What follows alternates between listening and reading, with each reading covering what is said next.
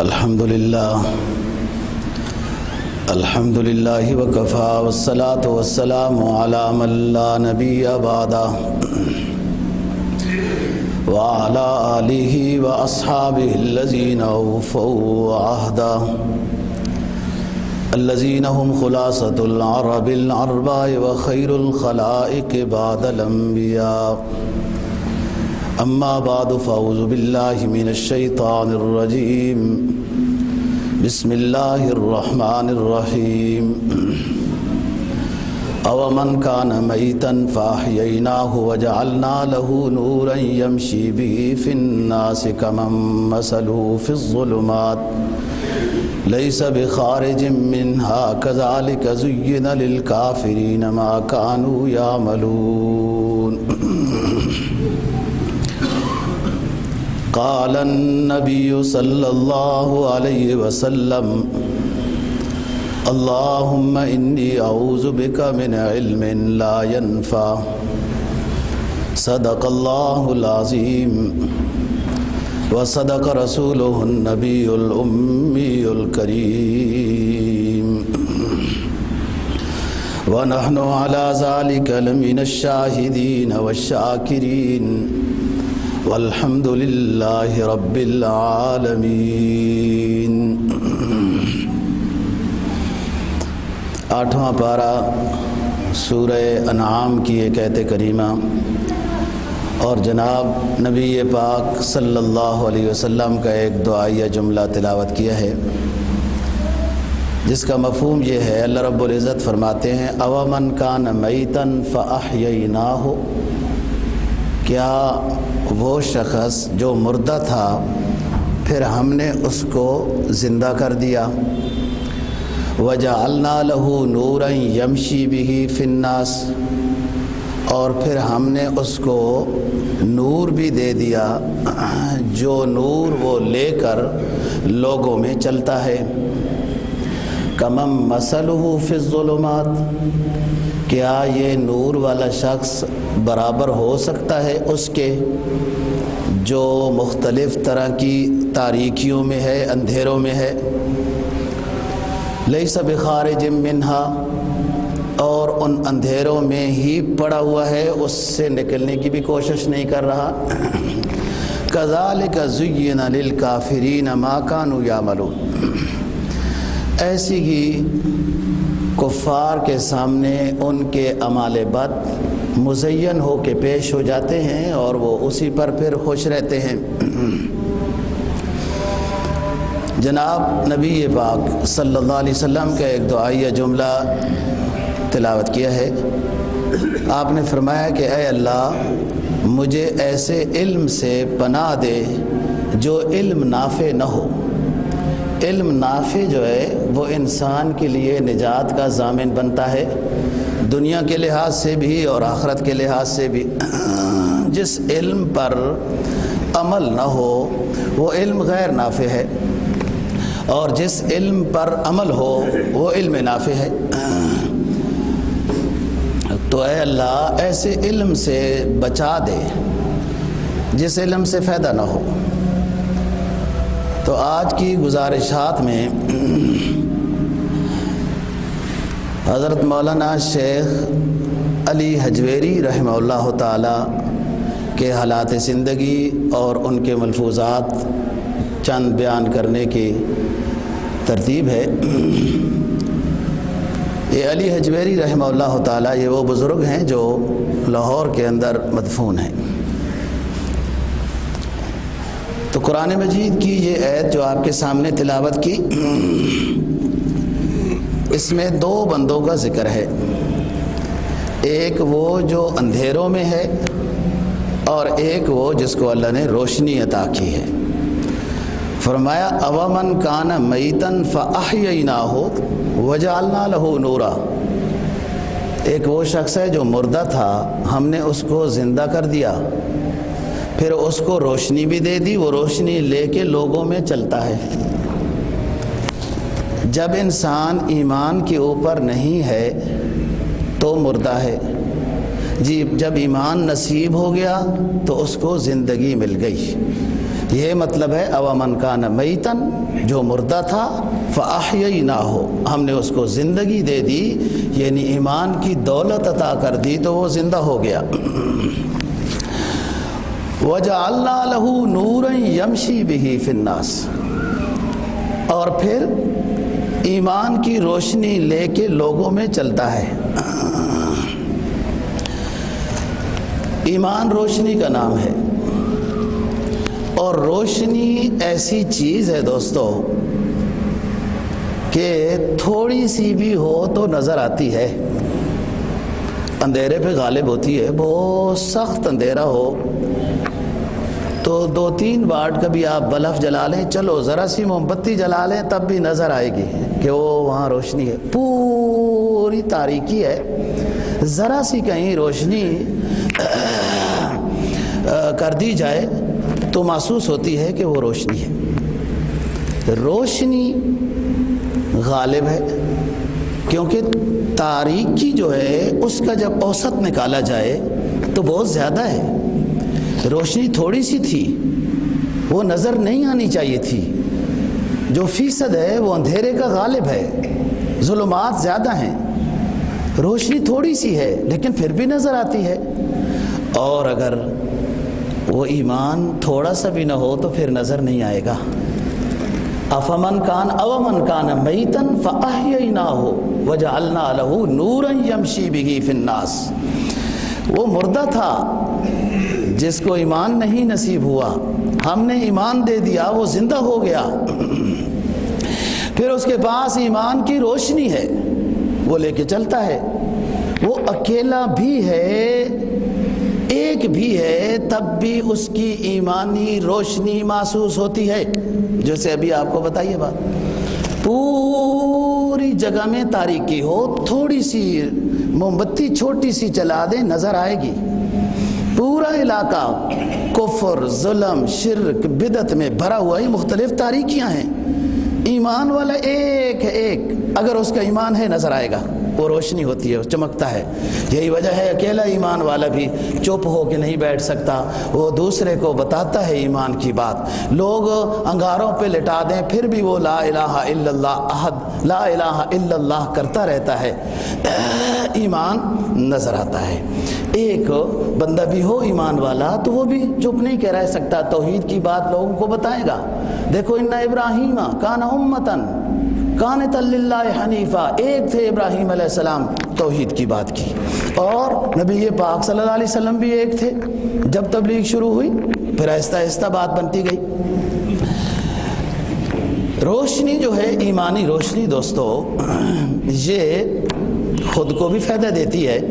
جب دیکھو نا اندھیرے میں اگر ہمارے پاس تھوڑی سی روشنی ہے تو فائدہ دے گی نا. اس کے ذریعے سے انسان نشیب و فراز کو دیکھ سکتا ہے، گرنے سے بچ جائے گا، گرنے سے بچ جائے گا. اندھیرے میں تھوڑی سی روشنی ہوئی نا اس کے پاس، وہ گرنے سے بچ جائے گا. اچھا، ایک تو یہ فائدہ ہے. اور دوسری بات یہ ہے کہ یہ جو روشنی والا بندہ ہے نا، اس کے ساتھ یہ سائڈوں میں 1-2 اور بھی چل رہے ہیں، تو اس کا ارادہ تو اپنے لیے روشنی کرنے کا تھا، لیکن سائڈوں والے بھی اس کی روشنی سے فائدہ اٹھاتے رہیں گے. یہ ہے ایمانی روشنی. ایمان والے کو جب روشنی نصیب ہوتی ہے نا، وجعلنا لہ نورا یمشی بہ فی الناس، یہ روشنی لے کے چلتا ہے لوگوں میں، لوگوں کو بھی فائدہ ہوتا ہے. یہی روشنی ہے پیغمبرانہ، کہ وہ یہی نور ہے پیغمبرانہ جو اللہ پاک فرماتے ہیں نا، ہم نے اپنے نبی کو روشنی کا مینار بنا کے بھیجا، سراج منیر بنا کے بھیجا. تو دیکھو ایک ایمان والا ہے نا کمزور، اس کی موم بتی چھوٹی ہے، اس سے 2-3 بندوں کو فائدہ ہوگا یا اس کو خود ہوگا. ایک بندہ ایمان والا تھوڑا قوی ہے، اس کا ایمان مضبوط ہے، یعنی زیادہ ایمان ہے تو اس کی روشنی زیادہ ہے، اس زیادہ لوگوں کو فائدہ ہوگا.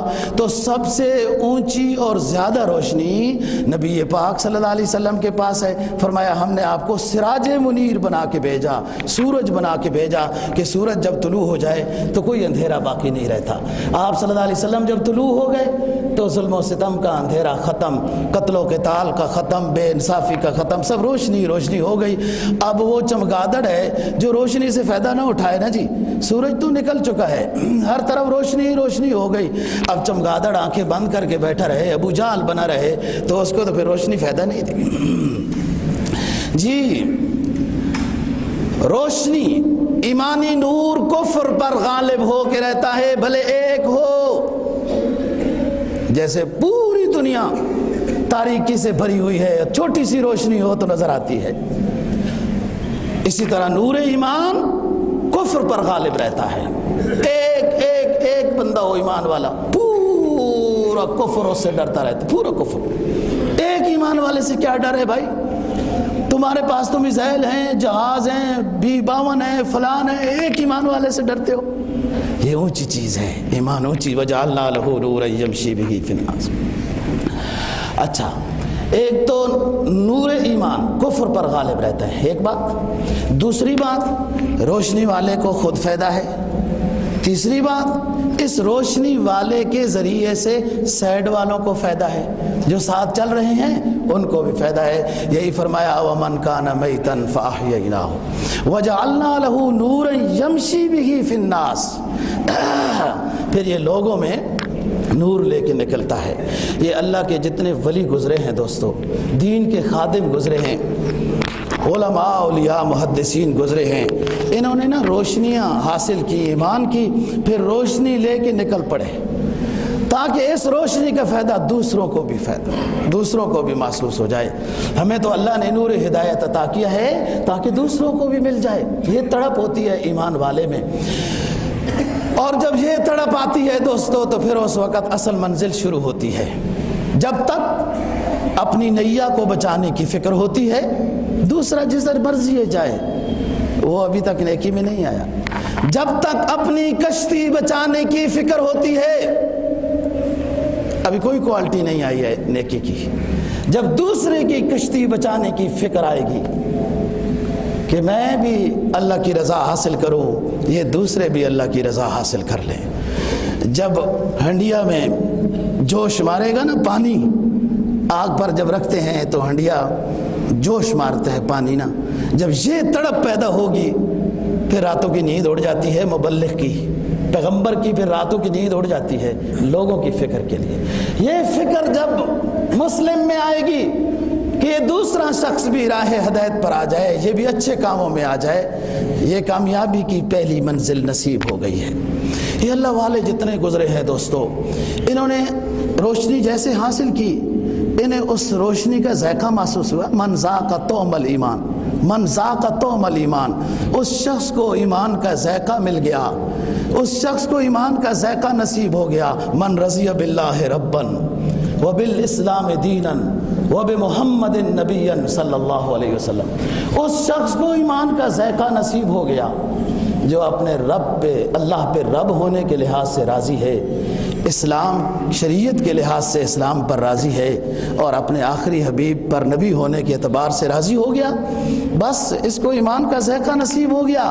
جب اللہ والے کو ایمان کا ذائقہ نصیب ہوتا ہے دوستو، وہ یہ چاہتا ہے کہ اس کو بھی یہ ذائقہ نصیب ہو جائے، اس کو بھی یہ ذائقہ نصیب ہو جائے، اس تڑپ میں وہ لگ جاتا ہے۔ دیکھو غزوہ احد میں زخمیوں کے ڈھیر لگے ہوئے ہیں، زخمیوں کے، زخمی بھی بہت زیادہ، شہید بھی بہت زیادہ ہو گئے۔ ایک زخمی نے پانی مانگا، ایک صحابی پانی لے کے گیا اس زخمی کے پاس جی، تو وہ دوسرے صحابی نے، زخمی نے اشارہ کر دیا کہ مجھے بھی پانی چاہیے۔ پہلے والے زخمی نے کہا اس کو دے دو پہلے۔ جب وہ دوسرے کے پاس گیا تو دوسرے والے کو پانی دینے لگا، تو آگے ایک اور زخمی نے اشارہ کیا کہ مجھے بھی پانی چاہیے۔ اس دوسرے زخمی نے کہا اس کو پہلے پانی دے دو۔ جب تیسرے کے پاس یہ شخص پیالہ پانی کا اٹھا کے لے کے گیا، وہ فوت ہو گیا، شہید ہو گیا۔ وہ پھر واپس آ گیا، جب اس کے قریب پہنچا درمیان والے، وہ بھی شہید ہو گیا۔ جب پہلے کے پاس آیا تو دیکھا تو وہ بھی شہید ہو گیا۔ یہ ہے ایمانی روشنی کہ انسان چاہتا ہے، اس مقام پہ آتا ہے کہ دوسرے کا بھلا ہو جائے، میری خیر ہے۔ جب یہ صلاحیت پیدا ہوگی دوستو ایمان والے میں، اس دن اس کی کامیابی شروع ہوگی۔ اور جب تک اپنی فکر میں لگا ہے، اپنی فکر میں لگا ہے، تو کچھ بھی نہیں ہے۔ تو پیغمبرانہ سنت کیا ہے کہ جیسے روشنی ملی، اب پتہ ہے لوگ نہیں مانیں گے، لوگ باتیں بنائیں گے، ایذائیں پہنچائیں گے، لیکن پیغمبر کو وہ ذائقہ محسوس ہو چکا ہے، وہ یہ چاہتا ہے اس روشنی کا ذائقہ اس کو بھی محسوس ہو جائے۔ یہی بات دوستو صحابہ کرام رضی اللہ تعالیٰ عنہم کی ہے، یہی اولیاء اللہ کی ہے۔ یہ شیخ ابو الحسن علی بن عثمان حجویری رحمہ اللہ تعالیٰ، یہ اصل غزنی کے ہیں، افغانستان کے، جس علاقے کا سلطان محمود غزنوی تھا، اس کے قریب حجویر ایک گاؤں ہے، وہاں یہ پیدا ہوئے۔ پھر اپنے ارد گرد علماء سے علم دین حاصل کیا، پھر تصوف کے لحاظ سے بہت سفر کیے، اللہ کو حاصل کرنے کے لیے دنیا کے 40 ملکوں کا سفر کیا۔ اللہ مل جائے تو ہمیں تو دوستو اذان ہو جائے نا جی تو ہمارا ایمان ہمیں مسجد تک نہیں لے کے آتا ہے، جو ایمان ہمیں مسجد تک نہیں لے کے آتا، یہ ایمان ہمیں جنت میں لے جائے گا۔ مسجد تو قریب ہوتی ہے نا جی، 7 دفتر ہے تو 7 مسجد ہے، اذان ہو گئی، اللہ اکبر، اللہ سب سے بڑا ہے، اور اس مومن کو اللہ اکبر کی صدا مسجد میں نہیں لے آتی۔ یہ ایمان اس کا اتنا کمزور ہو گیا، بجھ گیا، یہ بوجھ کے نیچے دب گیا، اب باہر نکلنا مشکل ہو گیا اس ایمان والے کا۔ اس کا ایمان اسے مسجد میں نہیں لے آتا، اس کا ایمان اسے جنت میں لے جائے گا۔ دوستو لوگوں نے ایمان بنائے ہیں، سفر کیے ہیں، اور اللہ کو حاصل کیا، اللہ کی رضا کو چاہنے کے لیے دنیا کے کتنے ملکوں کے، خراسان، بغداد، حجاز وغیرہ، جہاں بھی کہیں اللہ والے سنے وہاں پہنچ گئے۔ یہ علی حجویری رحمہ اللہ تعالی نے 40 سال سفر کیے، بزرگان دین، علماء، اولیاء، محدثین سے ملنے کے لیے، عالم کی زیارت کے لیے۔ آپ کو بتا چکا ہوں حدیث سرکار دو جہاں صلی اللہ علیہ وسلم کا فرمان کہ میری امت کے نیک عالم کے پیچھے نماز پڑھنے سے بنی اسرائیل کے نبی کے پیچھے نماز پڑھنے کا ثواب ہوگا۔ دوستو اتنے بڑے عالم پھر اللہ کو تلاش کرنے کے لیے دنیا پھر رہے ہیں، 40 سال علماء، اولیاء، صوفیاء، محدثین سے ملاقاتیں کی، ان سے سبق لیے۔ اور اونچی بات یہ ہے دوستو کہ 40 سال سفر کے زمانے میں نماز با جماعت تکبیر اولیٰ بھی فوت نہیں ہوئی، جمعہ بھی قضا نہیں ہوا، یہ بات ہے دوستو۔ اور کہتے ہیں میں جب خراسان میں گیا تو 300 اللہ کے ولیوں سے ملاقات ہوئی، 300 اللہ کے ولیوں سے، جو ایک ایک اللہ کا ولی اتنا اونچا تھا کہ پوری دنیا کے لیے وہی ایک کافی تھا، اتنے بڑے بڑے۔ یہ پھر جب اس ریاضت سے گزرے دوستو، اس وقت حکومت ناصر الدین غزنوی کی تھی، جو محمود غزنوی کا بیٹا ہے، اور یہ سلسلے جنیدیہ کے ہیں۔ شیخ علی حجویری رحمہ اللہ تعالی، یہ حضرت شیخ جنید رحمہ اللہ تعالی سے تصوف کے لحاظ سے ان کا شجرہ نسب جڑتا ہے، اور نسب کے لحاظ سے شجرہ نسب حضرت علی رضی اللہ تعالیٰ عنہ سے جڑتا ہے۔ ان کے پیر و مرشد شیخ ابو الفضل محمد بن حسن ہیں۔ سن 450 ہجری میں شیخ نے علی حجویری رحمہ اللہ تعالیٰ کو حکم دیا کہ آپ لاہور چلے جاؤ۔ یہ جو اللہ کے ولی ہوتے ہیں نا، ان کے پاس پوری دنیا کے نقشے ہوتے ہیں، نقشے۔ ادھر یہ آپ کبھی تبلیغی جماعت میں جائیں گے نا، ان کے پاس بھی پورے نقشے ہیں کہ ادھر فلانی جماعت چل رہی ہے، ادھر 10 جماعتیں ہیں، ادھر 2 جماعتیں ہیں، ادھر نہیں ہے، لہٰذا ادھر بھی اللہ والوں کی ایک جماعت بھیج دیں۔ یہ جتنے اللہ والے گزرے ہیں، بے شک یہ صوف میں ہو یہ جی پرانے سے جھونپڑی میں ہو، پھٹی پرانی چٹائی پہ ہوں، دنیا کے نقشے ان کے پاس ہوتے ہیں، یہ سمجھتے ہیں۔ شیخ ابو الفضل محمد بن حسن جو پیر و مرشد علی حجویری کے ہیں، اس نے حکم دیا کہ علی آپ لاہور چلے جاؤ، وہاں دین کا کام کرو، لوگوں کو واعظ و نصیحت کرو۔ عرض کیا استاد محترم وہاں پر ہمارا ایک پیر بھائی ہے جس کو لوگ حسین زنجانی کہتے ہیں، وہ لاہور میں موجود ہے۔ حسین زنجانی رحمہ اللہ کی قبر لاہور میں ہے۔ استاد محترم ہمارا پیر بھائی حسین زنجانی لاہور میں تبلیغ واعظ و نصیحت کا فریضہ سر انجام دے رہا ہے، میری وہاں ضرورت ہے؟ شیخ نے کہا نہیں علی آپ جاؤ۔ علی حجویری رحمہ اللہ فرماتے ہیں کہ جس رات کو میں پہنچا لاہور میں، صبح اعلان ہو گیا حسین زنجانی دنیا سے رخصت ہو گیا۔ یہ اللہ کا نظام ہے۔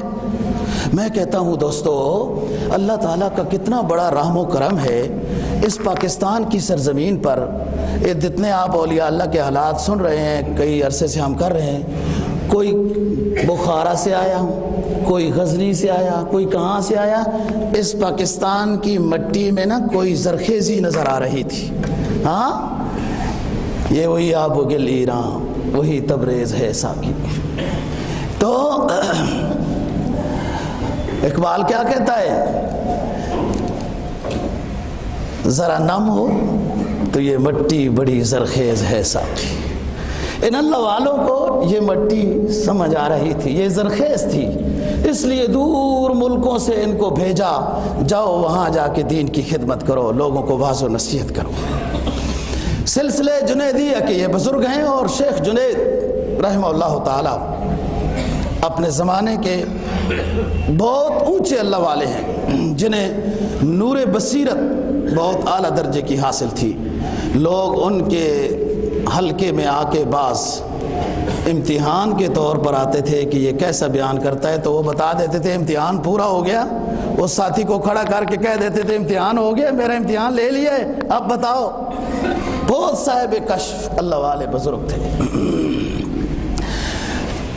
شیخ علی حجویری رحمہ اللہ تعالی سن 400 ہجری میں غزنی کے علاقے جلاب حجویر میں پیدا ہوئے، اور 463 ہجری میں دنیا سے رخصت ہوئے پاکستان کی سرزمین لاہور کے اندر۔ یہ جو اللہ والے لوگ ہوتے ہیں نا، ظاہری سنتوں پر عمل کرتے ہیں نا، جو اختیاری سنتیں ہوتی ہیں، اختیاری سنتیں، ان پر جب عمل کرتے ہیں نا تو اللہ تعالیٰ جو غیر اختیاری سنت ہوتی ہے اس پر بھی عمل کرا دیتے ہیں۔ اختیاری سنت جو ہمیں پتہ ہے ہمیں اس پر عمل کرنا چاہیے، تو 63 سال والی عمر کے بعد وفات ہو جانا غیر اختیاری سنت ہے، یہ بھی اللہ نے عطا کر دی ہے۔ لاہور میں وفات ہوئی، 400 ہجری غزنی میں پیدا ہوئے۔ واعظ و نصیحت کا انداز آپ کا بہت عظیم انداز تھا۔ ہر صوفی کا دوستو الگ انداز ہے۔ یہ ظاہری گودڑی، ظاہری ٹوپی، ظاہری وضاقت کہ دور سے نظر آئے کہ پیر آ رہا ہے، اس کے مخالف تھے کہ اس طرح نہیں ہونا چاہیے، بس جو سنت کے مطابق نظام ہے وہ ہونا چاہیے، ظاہری تکلف نہ ہو کہ جس سے محسوس ہو کہ پیر آ رہا ہے۔ اللہ والے بزرگ ہیں، زندگی میں شادی نہیں کی ہے، اور موقف یہ تھا، فرماتے تھے کہ جب انسان اپنے نفس کے اوپر کنٹرول کر سکتا ہے تو دین کی خدمت میں وقت خرچ کرنا میرے نزدیک زیادہ بہتر ہے، اور شادیاں بہت ہیں اور آئے نظام۔ امام اعظم ابو حنیفہ رحمہ اللہ تعالیٰ کا یہ مسلک نہیں ہے، وہ کہتے ہیں پیغمبرانہ سنت ہے شادی کرنا، لیکن امام شافعی رحمہ اللہ تعالیٰ کا مسلک یہ ہے کہ اگر کوئی شخص اپنے نفس پر کنٹرول کر سکتا ہے اور دین کی خدمت کے لیے اپنے آپ کو وقف کرتا ہے تو اس کے لیے شادی نہ کرنا بہتر ہے۔ اس پر مستقل کتابیں ہیں، العلماء العزاب ترجیح العلم علی الازدواج، العلماء العزاب ترجیح العلم علی الازدواج، وہ علماء محدثین۔ امام بخاری رحمہ اللہ تعالی شادی نہیں کی ہے، پوری زندگی دین کی خدمت میں مصروف رہے، تو شیخ علی حجویری رحمہ اللہ تعالیٰ کی بھی یہی ترتیب تھی۔ فرمایا کرتے تھے کہ میں اپنے لیے وہ نیستی چاہتا ہوں کہ جس کا کوئی وجود نہ ہو. اور یہ پہلا سبق ہے دوستو کہ انسان اپنے آپ کو کچھ نہ سمجھے. جنہوں نے اللہ کو پایا اور ریاضت میں رہے، نفس کشی میں رہے، گناہوں سے بچتے رہے، عبادات میں رہے اللہ کو حاصل کرنے کے لیے، تو کہتے کیا تھے؟ اللہ کو حاصل کر بھی رہے ہیں اور کہتے کیا تھے؟ ہم عاجز ہیں اللہ کو حاصل کرنے کے لحاظ سے. پھر اللہ مل جاتا ہے. یعنی باوجود اتنی ریاضت کے پھر بھی اپنی عاجزی کا اقرار ہو تو اللہ خوش ہو جاتا ہے نا. اللہ کو عاجزی پسند ہے، بندے کی عاجزی پسند ہے اللہ کو. فرمایا کرتے تھے انسان کو ہر وقت آخرت کی فکر کرنی چاہیے، ہر وقت آخرت کی فکر کرنی چاہیے. اور سب سے برا وہ شخص ہے جو دوسرے کی دنیا بنانے کے لیے اپنی آخرت بگاڑ دیتا ہے. جھوٹی قسم کھا لی تاکہ اس کو فائدہ ہو جائے، جھوٹی گواہی دے دی تاکہ اس کو فائدہ ہو جائے. دوسری کی دنیا درست کرنے کے لیے جس نے اپنی آخرت تباہ کر دی، سب سے برا بے وقوف شخص یہ ہے. فرمایا کرتے تھے کہ اللہ کو چاہنے کے لیے، اللہ کو حاصل کرنے کے لیے کوئی راستہ نہیں ہے مگر قرآن و حدیث کی پیروی میں اللہ ملتا ہے. جن لوگوں نے اللہ کو حاصل کرنے کے لیے کچھ اور راستے اختیار کیے وہ غلط ہے.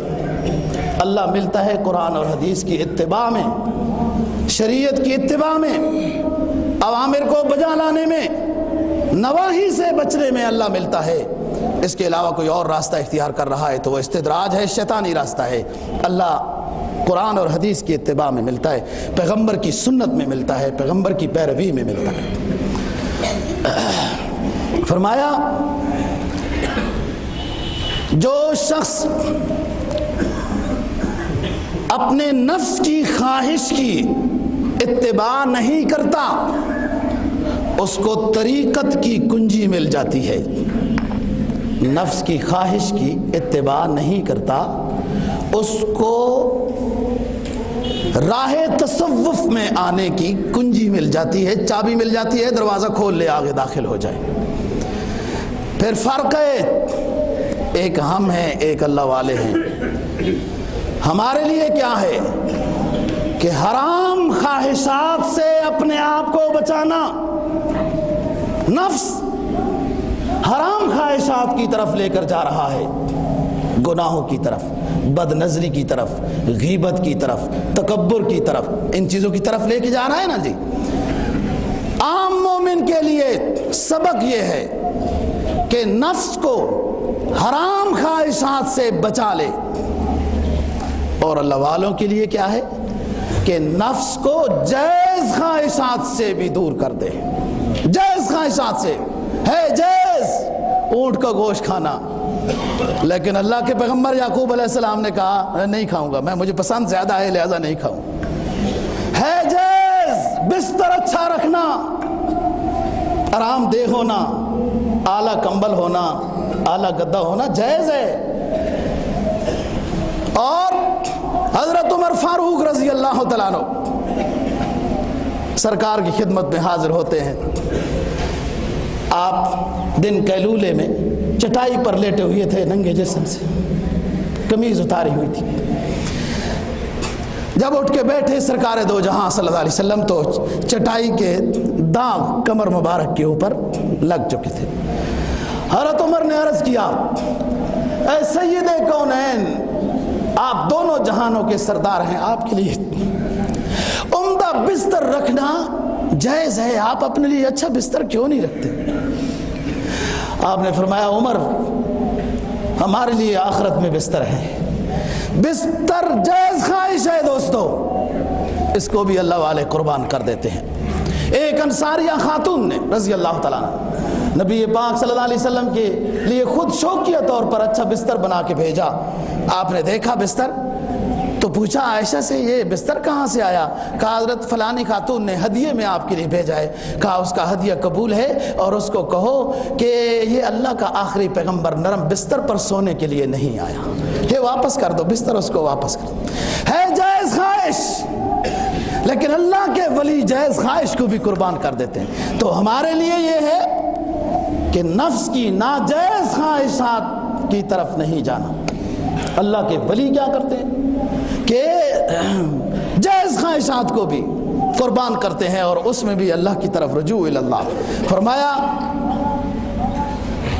من نظر الی الخلق ہلاکا، من نظر الی الخلق ہلاکا ومن رجع الی الحق ملکا۔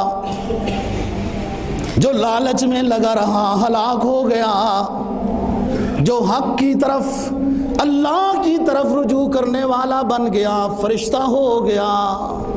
من نظر الی الخلق ہلاکا ومن رجع الی الحق ملکا۔ یہ اللہ کے ولیوں کی جماعت ہے۔ دوستو، انسان کو اللہ ملتا ہی تب ہے جب خواہشات پہ تلوار آری چلاتا ہے نا، خواہشات کو ذبح کر دیتا ہے، پھر اللہ ملتا ہے۔ جب خواہشات میں تکمیل میں لگا رہے، یہ خواہشات کی تکمیل میں لگا رہے، پھر اللہ نہیں ملتا، دنیا ملتی ہے اور وہ بھی بے سکون ملتی ہے۔ فرماتے ہیں شیخ صاحب کہ شریعت ظاہری اعمال کا نام ہے۔ جیسے ہم نماز پڑھتے ہیں شریعت ہے، سنت کے مطابق لباس شریعت ہے۔ یہ جو نظر آ رہا ہے دوسرے کو، اسلامی احکام جو ہم عمل کرتے ہیں دوسروں کو نظر آتے ہیں، شریعت ہے۔ اور جو اسلامی احکام دوسروں کو نظر نہیں آتے، اس کا نام طریقت ہے، اس کا نام تصوف ہے، اس کا نام حقیقت ہے، اس کا نام روحانیت ہے۔ شریعت طریقت کے بغیر، شریعت طریقت کے بغیر ریاکاری ہے۔ طریقت شریعت کے بغیر منافقت ہے، دونوں لازم ملزوم ہیں۔ جس کو شریعت کی اصطلاح میں ایمان اور اسلام کہتے ہیں، ایمان دل کی دنیا سنوارنے کا نام ہے، اسلام ظاہر کو سنوارنے کا نام ہے، شریعت ظاہری اعمال کا نام ہے، اور طریقت روحانیت حقیقت تصوف دل کے اعمال کا نام ہے۔ دل میں اللہ آباد ہو، کوئی اور نہ ہو، اللہ کا حبیب آباد ہو، کوئی اور نہ ہو، نہیں، اسلام کی محبت ہو، دوسروں کی خیر خواہی ہو، اچھا جذبہ ہو، دوسروں کے لیے دعائیں ہو، یہ دل کے اعمال ہیں۔ تکبر، کینہ، بغض، حسد نہ ہو۔ فرمایا من اکتفا بالعلم دون الزہد فقد تزندق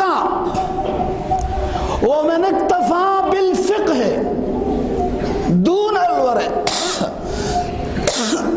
دون الورع فقد تفسق۔ جس نے علم حاصل کیا، زہد نہیں ہوا، زاہد نہیں ہوا، اللہ کی طرف نہیں گیا، علم حاصل کیا اللہ کی طرف نہیں گیا، فقد تزندق، خطرہ ہے کافر ہو جائے گا۔ اور جس نے تحقیق تو کی، یہ ڈھونڈنے والا ستاروں کی گزرگاہوں کا، اپنے افکار کی دنیا میں سفر کر نہ سکا، اپنی حکمت کے خم و پیچ میں الجھا ایسا کہ اپنے لیے نفع و ضرر کا فیصلہ کر نہ سکا۔ سورج کی شعاؤں کو گرفتار کر رہا ہے، لیکن یہ نہیں پتا کہ سورج بنایا کس نے ہے۔ فرمایا من اکتفا بالعلم دون الزہد فقد تزندق۔ علم حاصل کیا، نیک نہیں بنا، خطرہ ہے کافر ہو جائے گا۔ علم حاصل کیا، بڑا عالم تھا شیطان، تکبر میں مبتلا ہوا، تباہ ہو گیا۔ من اکتفا بالفقہ دون الورع فقد تفسق۔ علمی تحقیق میں تو لگا، یہ یوں زاویہ ہے، لیکن پرہیزگاری اختیار نہیں کی، گناہوں سے نہیں بچا۔ بہت سے وہ جو قرآن کی بات کر رہے ہوتے ہیں اور نبی کی سنت کے جنازے اٹھا کے صبح تازے آئے ہوئے ہوتے ہیں، حدیث کی باتیں کر رہے ہوتے ہیں، ہاں جی، اور اسلام کی مذاق بنے ہوئے ہوتے ہیں۔ اللہ نے پوری کائنات بنائی، ساری خوبصورت بنائی، لیکن سب سے زیادہ اپنے آخری پیغمبر کو خوبصورت بنایا ہے۔ ان امتیوں کو اپنے پیغمبر کی خوبصورتی پہ شرم آتی ہے۔ ہاں، یہ امتی ہے۔ فرمایا علم کی 3 قسمیں ہیں۔ سب سے پہلے علم باللہ، علم پھر مع اللہ، پھر علم اللہ۔ حاصل ہونے میں علم اللہ ضروری ہے، ظاہری شریعت کا علم، پھر علم مع اللہ، اللہ کی پہچان شروع ہو جائے، علم نافع ہے۔ جب اللہ کی پہچان شروع ہو گئی علم نافع ہے۔ پھر علم باللہ ہے، اللہ کے دیدار کی تڑپ لگ گئی اس کو، اللہ کی دیدار کا شوق لگ گیا اس کو کہ کب دنیا سے جاؤں گا اپنے رب کو دیکھوں گا، دنیا میں تو نہیں دیکھ سکتا، جس کو بغیر دیکھے سجدے کیے، ہاں اس کو جا کے دیکھوں۔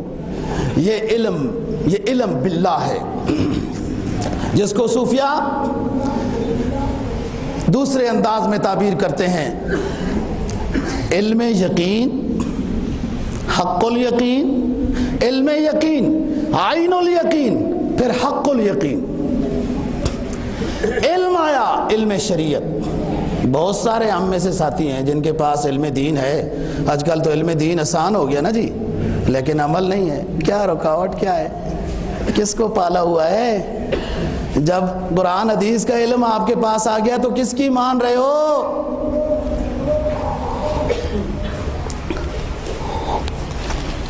ابھی تک آپ لوگوں کو رات کو نفس لوامہ نے جگایا نہیں ہے، ابھی تک نفس امارہ کی پیروی میں لگے ہو۔ علم تو ہے، علم آسان ہو گیا، علم کے مطابق عمل نہیں ہے نا دوستو، علم نافع نہیں ہے نا۔ علم کے مطابق جب عمل ہو تو علم نافع ہوتا ہے۔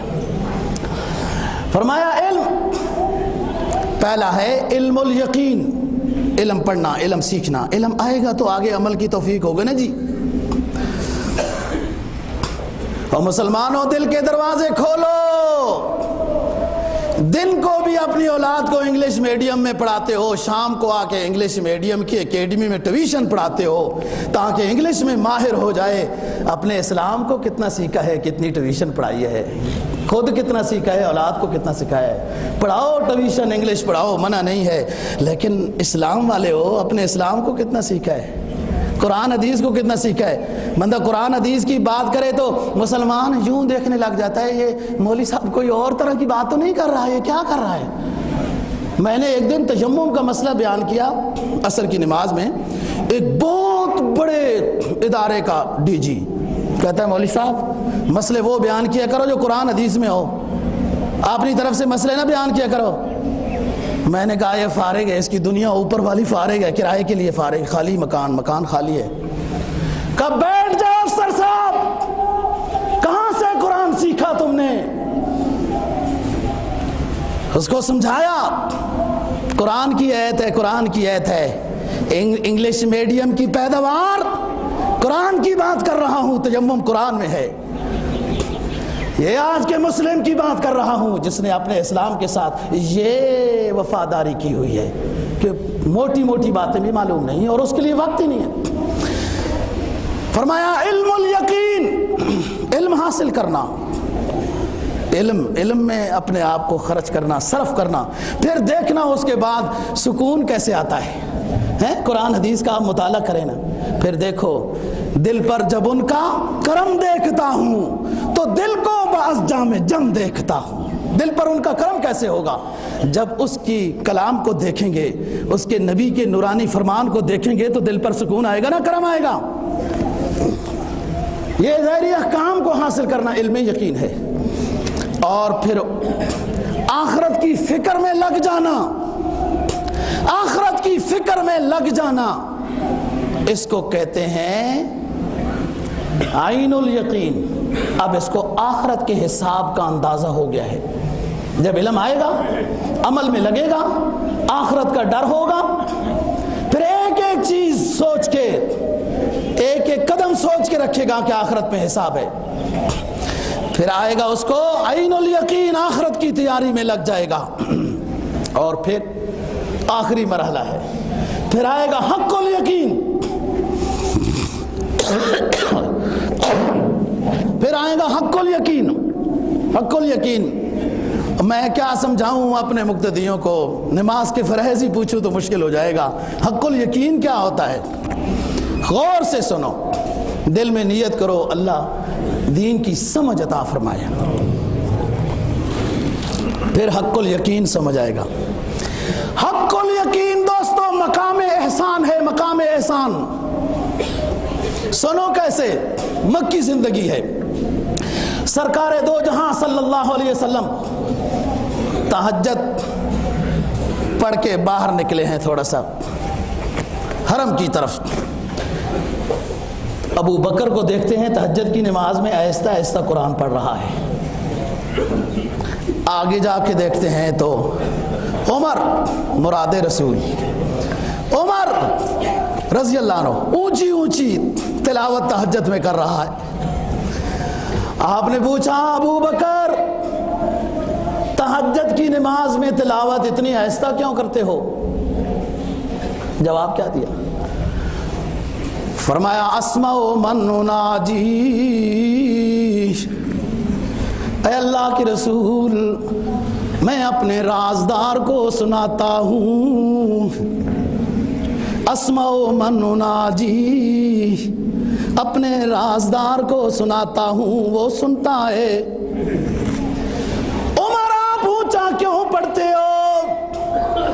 عمر نے جواب دیا اوقظ النائم واحرز الشیطان، میں سوتوں کو جگاتا ہوں، شیطان کو بھگاتا ہوں۔ اب سنو، اب آئے گا حق الیقین سمجھ۔ ابو بکر نے دوستو جواب دیا جس ہستی کو سناتا ہوں وہ میرا رازدار ہے، میرے پاس ہے، میں اس کو دیکھ رہا ہوں۔ یہ مقام احسان ہے۔ صدیق ہے نا، صدیق ہے نا، جو خدمت زیادہ کرتا ہے خلافت اس کو ملتی ہے، جو خدمت زیادہ کرتا ہے دوستو خلافت بلا فصل اس کو ملتی ہے۔ یہ مکی زندگی ہے۔ ابو بکر کہہ رہے ہیں اسمع من اناجی، میں جس کو سناتا ہوں میرا رازدار ہے، وہ میرا رازدار ہے، میرے پاس ہے، میں اس کو دیکھتا ہوں، اس لیے اونچا بولنے کی ضرورت نہیں۔ یہ مقام مشاہدہ پر فیض ہے ابو بکر، یہ مقام احسان پر فائز ہے ابو بکر، اس لیے کہہ رہا ہے اسمع من ناجی، جی میں اپنے رازدار کو سناتا ہوں، وہ میرے پاس ہے، میں اس کو دیکھتا ہوں۔ اور اگلی بات عمر سے پوچھا آپ اونچا کیوں پڑھتے ہیں؟ عمر نے کہا حضور نیند کو بھگاتا ہوں، نیند کو دور کرتا ہوں، سوتوں کو جگاتا ہوں، شیطان کو بھگاتا ہوں۔ یہ مجاہدے میں ہے، ابھی مشاہدے میں نہیں ہے عمر، یہ مجاہدے میں ہے۔ اونچا اس لیے پڑھ رہا ہے کہ اپنے کو نہ نیند آ جائے، اونچا اس لیے پڑھ رہا ہے کہ شیطان وسوسے نہ ڈال دے، تاکہ وہ قرآن کی آواز سن کے دور چلا جائے۔ یہ مقام مجاہدہ ہے، اور ابو بکر کا مقام مشاہدہ ہے، حق الیقین ہے، وہ رب کو دیکھ رہا ہے جس کی عبادت کر رہا ہے۔ یہ فرق ہے حق الیقین کا۔ اور پھر آیا نا مجاہدہ ہے نا، یہ اس میں آدمی آگے چلتا ہے نا جی، سفر ہوتا ہے جب۔ علامہ رومی کیا کہتے ہیں؟ فرمایا زندگی از بہر طاعت و بندگی است، زندگی از بہر طاعت و بندگی است، بے عبادت زندگی شرمندگی است،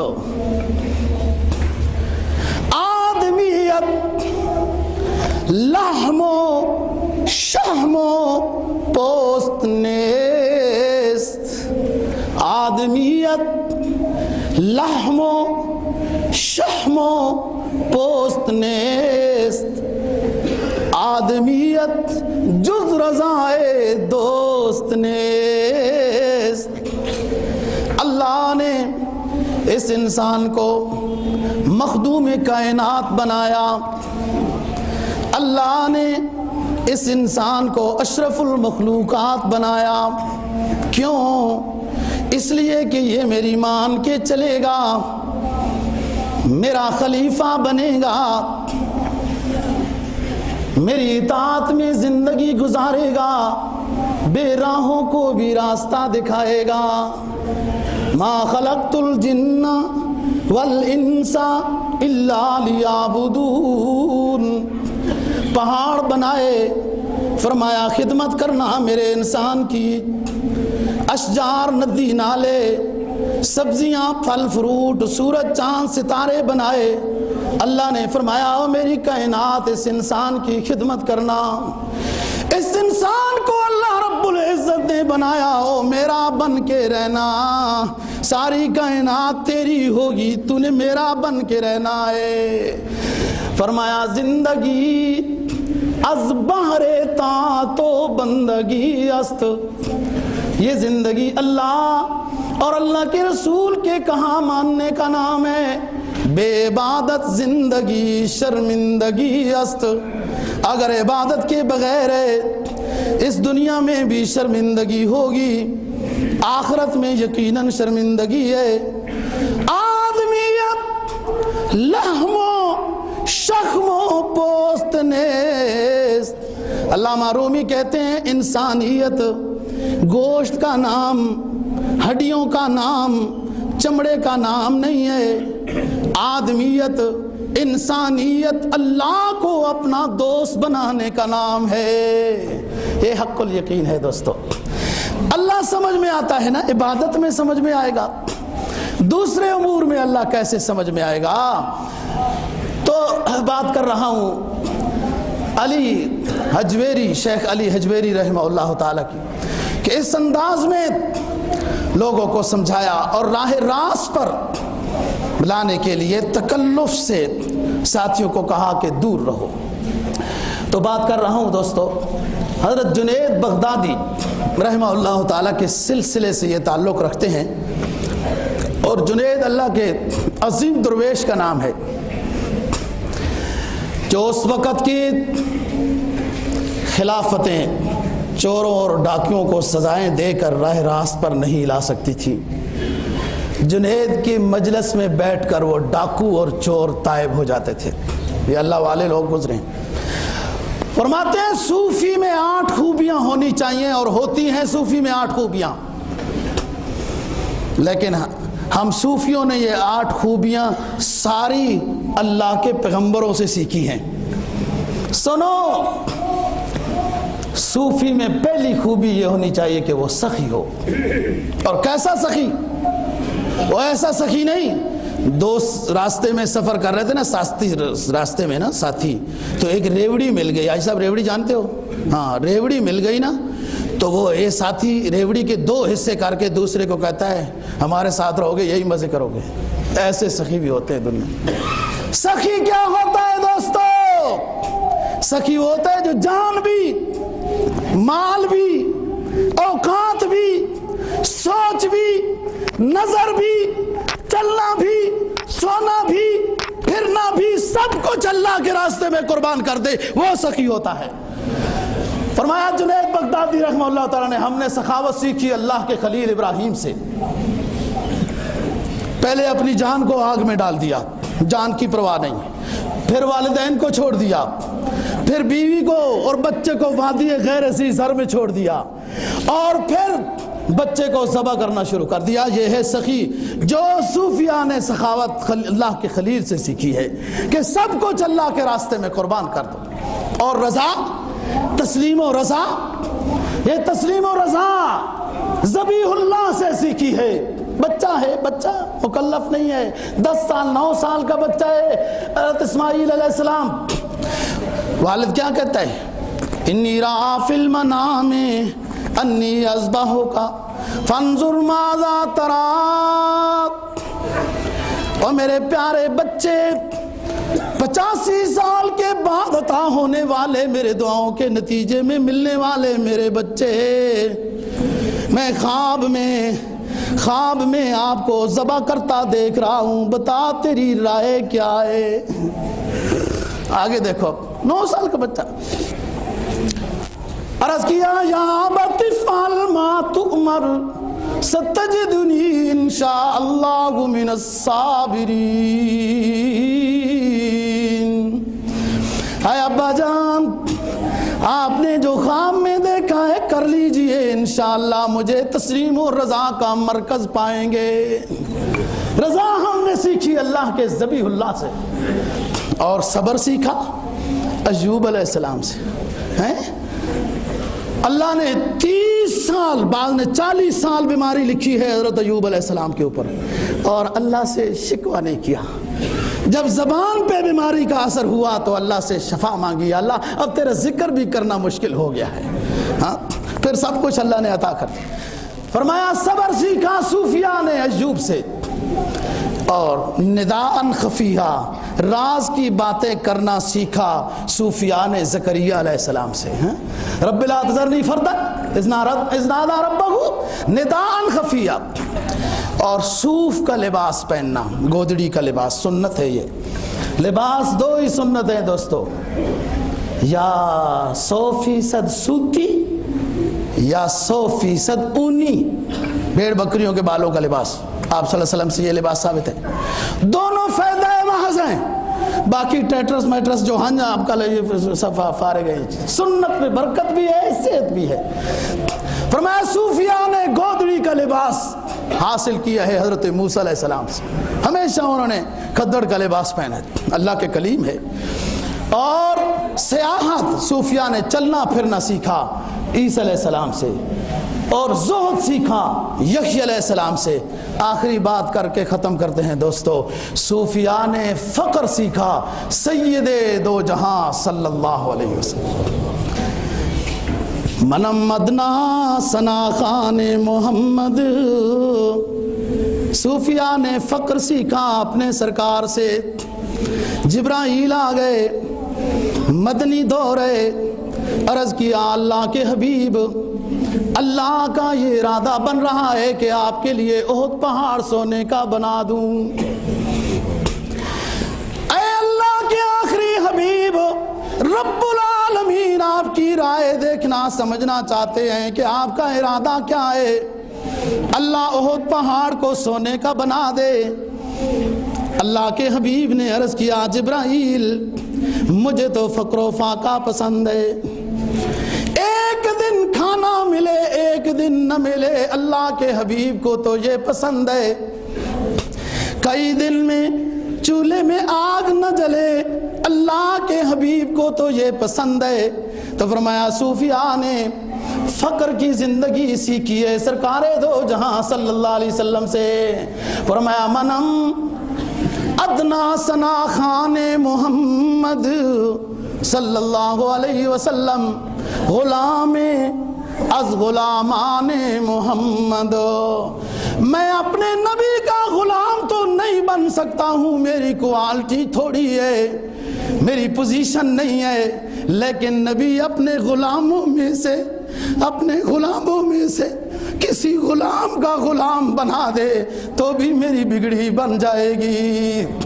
منمت ثنا خان محمد، غلام از غلامان محمد، محمد از مہمان خداوند، دو عالم مہمان محمد است۔ اللہ کا آخری حبیب اللہ کا مہمان ہو کر دنیا میں آیا ہے، 100 وصال چل رہا ہے، مسلسل روزے چل رہے ہیں۔ صحابہ نے عرض کیا اللہ کے رسول ہمیں بھی مسلسل روزے رکھنے کی اجازت دے دیجئے۔